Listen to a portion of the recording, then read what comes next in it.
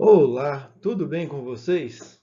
Começaremos hoje nosso estudo sobre termo algébrico. Vocês sabiam que a resolução de vários problemas matemáticos fazem uso de uma ferramenta muito importante? Vocês sabem qual é?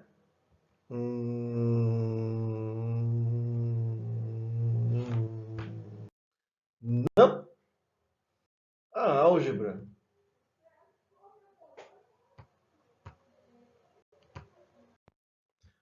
Você sabe o que é a álgebra? Álgebra é o ramo da matemática que utiliza números, letras e sinais de generalizar as várias operações aritméticas. Então, diferente da aritmética que trabalha só números, quando eu trabalho com álgebra, eu trabalho também com letras e sinais de generalizar. Você entendeu? Que bom! Vamos então continuar. Vamos começar entendendo o que é termo algébrico ou monômico. É o produto de números reais, todos ou em parte, sobre representação literal. Ou seja, se você tiver um produto de apenas números ou um número apenas, ele representa um termo algébrico. Segundo, se você tiver um produto apenas de letras, também é um monômio ou termo algébrico. E por último, se você tiver um produto entre números e letras, também é um termo algébrico. Observação importante. Se tiver soma e subtração entre os números e as letras, continua sendo o termo algébrico? Não. Somas e subtrações separam termos algébricos. Então, para que seja considerado termo algébrico, só pode existir o quê? Multiplicações e divisões. Tá claro por enquanto? Agora, vamos aprender quais são as partes de um termo algébrico, ou se preferirem, de um monômio. A primeira parte é chamada de coeficiente numérico e a segunda parte é chamada de parte literal. Coeficiente numérico. O que será que é o coeficiente numérico? É o número que compõe o termo algébrico, ou seja, o número que multiplica a parte literal. Para efeito didático, vamos ressaltar que o coeficiente numérico é composto de duas partes, o sinal e o número. Por que fazer essa observação? Porque tem muitos alunos que esquecem o sinal durante o cálculo. Então vamos estudar imaginando que o coeficiente numérico ele tem sinal e número. E isso vai melhorar muito o nosso raciocínio e o nosso cálculo. Vejamos um exemplo. Em menos 3xy, que é um termo algébrico, quem será o coeficiente numérico? Quem disse menos 3 acertou. Parabéns. Parte literal. O que vem a ser a parte literal? É o fator formado por todas as letras ou símbolos que compõem o termo algébrico, ou seja, as letras ou símbolos que multiplicam o número. Vejamos um exemplo. Menos 3xy. Nesse termo algébrico, qual é a parte literal? Quem respondeu xy acertou. Parabéns! Para fecharmos a noção de termo algébrico ou monômio, peguemos nosso exemplo de novo. Menos 3xy. Quais são as partes desse monômio? Primeiro, sinal. Segundo, número. E terceiro, as letras. Sendo que o sinal e o número juntos são chamados de coeficiente e as letras de parte literal. Tá certo? Vamos aprender agora a determinar o grau de um monômio. Como será dado o grau de um monômio? É dado pela soma dos expoentes de sua parte literal. Vejamos alguns exemplos. O monômio 26x² y². Quais são os expoentes? 2 e 3. Então, qual será o grau dele? Quinto grau. Quem somou 2 mais 3 acertou. Outro exemplo. Menos 4ABC. Mas o ABC não tem expoente. Lembremos que se um fator não tem expoente, os expoentes são 1. Então, é A elevado a 1, B elevado a 1 e C elevado a 1. Logo, é do terceiro grau. O último exemplo. Menos 65. Ixi, ele não tem parte literal. Qual será o grau dele, então, se ele não tem parte literal? Quem respondeu grau zero ou zero grau? Não, grau zero só. Zero grau confunde com a trigonometria, né, gente? Então, vamos lá, então. Quando ele não tiver parte literal, ele é do grau zero.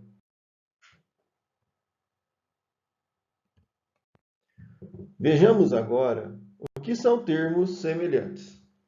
Dois ou mais termos são semelhantes quando têm a mesma parte literal. Vejamos alguns exemplos.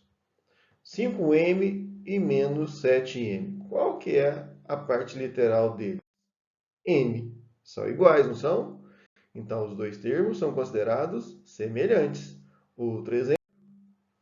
2xy² e 9y³ Quais são as partes literais?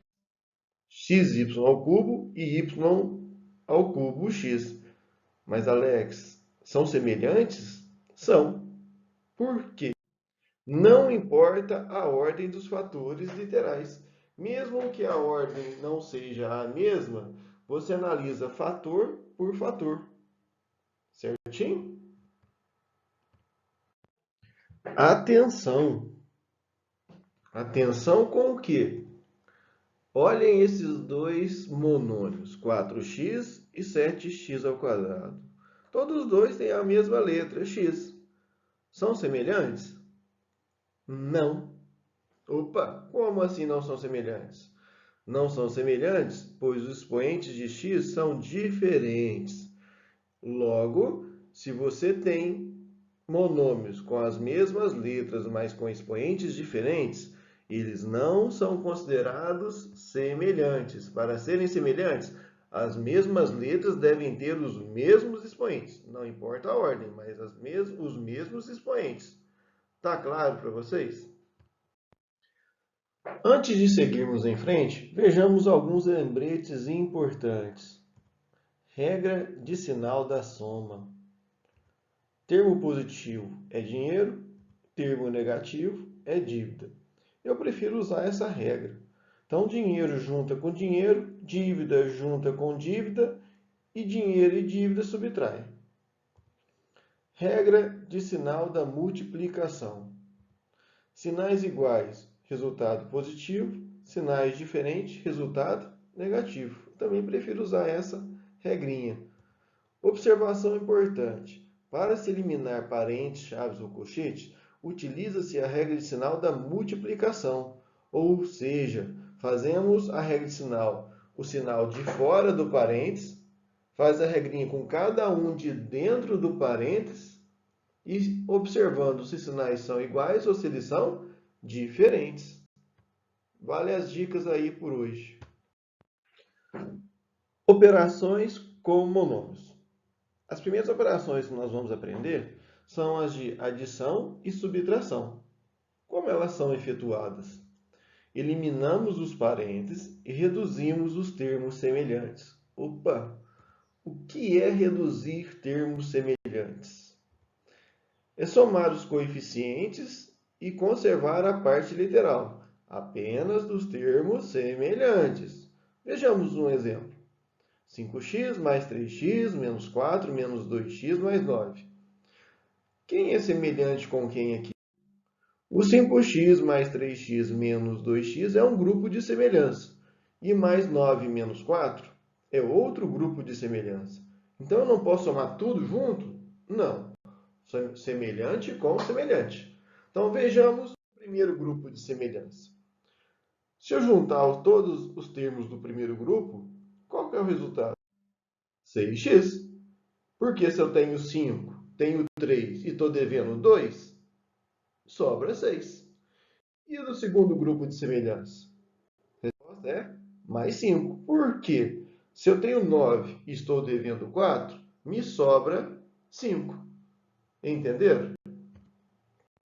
Agora, vamos aprender a multiplicação de monômios. Como que ela é realizada? Multiplicamos coeficiente com coeficiente e parte literal com parte literal. Lembrando que, na multiplicação das partes literais, utilizamos a propriedade da multiplicação de potências de mesma base. Ou seja, conservamos a base e somamos os expoentes.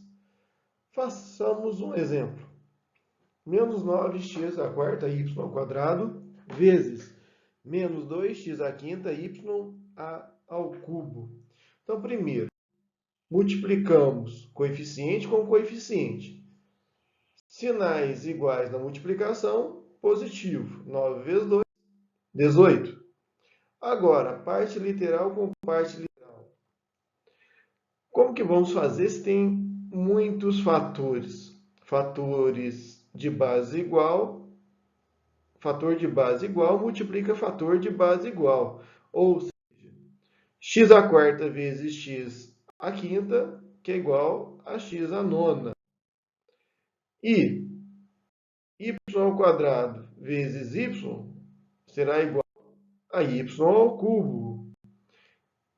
O a ao cubo que apareceu em apenas um monômio conserva a ao cubo.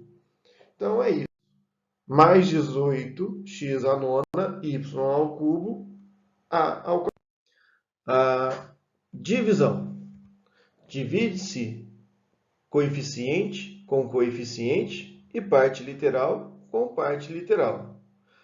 Lembrando que, na divisão das partes literais, utilizamos a propriedade da divisão de potências de mesma base, ou seja, conservamos a base e subtraímos os expoentes. Exemplo, mais 20x à sétima y ao cubo a dividido por menos 5x ao cubo y. Dividimos coeficiente com coeficiente, ou seja, sinal positivo com sinal negativo, negativo. 20 dividido por 5, 4. Agora, parte literal com parte literal, sendo fator de mesma base com fator de mesma base. X à sétima dividido por x ao cubo, x à quarta. Y ao cubo dividido por y ao quadrado. E o a, que apareceu só no primeiro fator, continua a.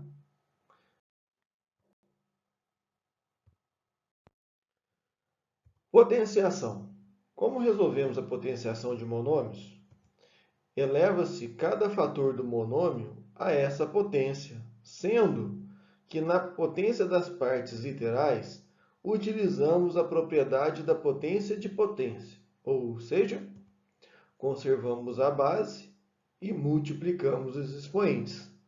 Exemplo, menos 3x ao quadrado y à quarta elevado ao cubo. Qual é a potência? É o 3. Como efetuamos? Primeiro, vamos elevar a potência, o coeficiente. Menos 3 elevado ao cubo.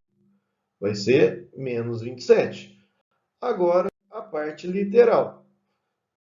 X ao quadrado elevado ao cubo, efetuamos 2 vezes 3. Vai dar x à sexta. O outro fator, y à quarta, efetuamos 4 vezes 3, que vai dar y a 12. A radiciação. Como efetuamos a radiciação? extraímos a raiz de cada fator do monômio, sendo que, na raiz das partes literais, utilizamos a propriedade da raiz de uma potência, ou seja, conservamos a base e dividimos os expoentes pelo índice da raiz. Vejamos um exemplo. Raiz cúbica de 8x ao cubo y elevado à 12ª potência. Qual que é o índice? O índice é 3. Como efetuamos? Primeiro, pegamos o nosso coeficiente e extraímos a raiz dele, mais 2. Em seguida, olhamos para a parte literal. E qual é o primeiro fator da parte literal? X ao cubo. Vamos extrair a raiz de x ao cubo. Como que extraímos a raiz de uma potência? Dividimos o expoente 3 pelo índice 3, que vai dar x. Em seguida, pegamos o próximo fator, y elevado à 12ª potência.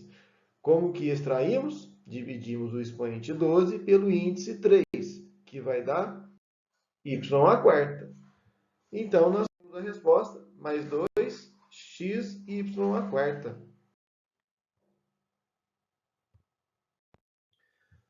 Deixo aqui para vocês o livro referência na construção desse slide. E muito obrigado e mãos à obra. Vamos resolver exercícios.